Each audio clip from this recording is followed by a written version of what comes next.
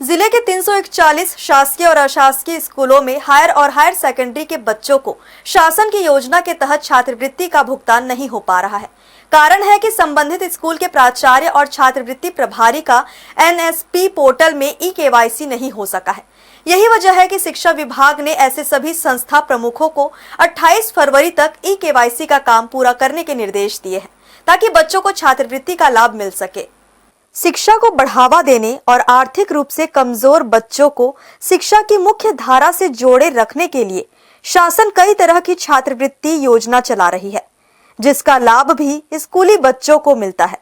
इसमें कक्षा 3री से लेकर कक्षा 8वीं और कक्षा 9वीं से लेकर कक्षा 12वीं तक के लिए अलग अलग छात्रवृत्ति योजना लागू की गई है। जिले के 341 शासकीय और अशासकीय स्कूलों के हायर और हायर सेकेंडरी के तकरीबन 3000 से अधिक बच्चों को इस योजना का लाभ मिलता है, मगर वर्तमान में इन बच्चों के खाते में छात्रवृत्ति की राशि नहीं पहुंच रही है। इसके पीछे कारण ये है कि संबंधित स्कूलों के प्राचार्यों और छात्रवृत्ति प्रभारी ने NSP पोर्टल में अब तक अपने आधार का ई-KYC नहीं कराया है, जिसके कारण DPI की ओर से भुगतान जारी नहीं किया जा रहा है। यही वजह है कि सभी संस्था प्रमुखों को 28 फरवरी तक अपने आधार का ई-KYC कराने के लिए कहा गया है। हम लोग यहाँ पर हमारे ज़िले में 3री से लेकर 12वीं तक के छात्र छात्राओं का छात्रवृत्ति यहाँ से स्वीकृत करते हैं। तो इसमें अभी हम लोग का एक चरण चल रहा है, जिसमें हम लोग जितने भी हाई और हायर सेकेंडरी स्कूल हैं उनका ई-KYC करा रहे हैं। ये ई-KYC हमारे नेशनल स्कॉलरशिप पोर्टल NSP से संबंधित है।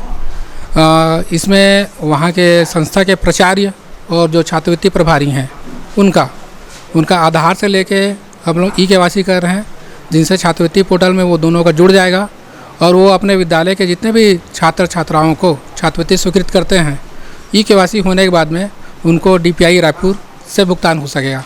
संख्या की बात करें तो लगभग हमारे यहाँ 3000 से ऊपर विद्यार्थी हैं।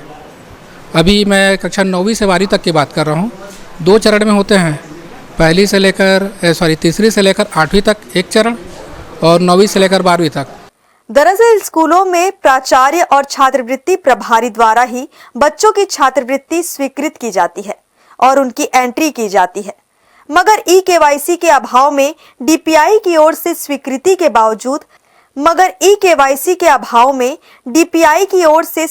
के बावजूद छात्रवृत्ति की राशि का भुगतान नहीं किया जा रहा था। जैसे ही सभी संस्था प्रमुखों का ई-KYC अपडेट हो जाएगा, बच्चों को ऑनलाइन उनके खातों में छात्रवृत्ति का भुगतान मिलने लगेगा। यही वजह है कि शिक्षा विभाग द्वारा इस कार्य को गंभीरता से करने के लिए निर्देशित किया गया है, ताकि स्कूली बच्चों को इसका लाभ मिल सके। हर्ष न्यूज के लिए श्याम देवकर की रिपोर्ट।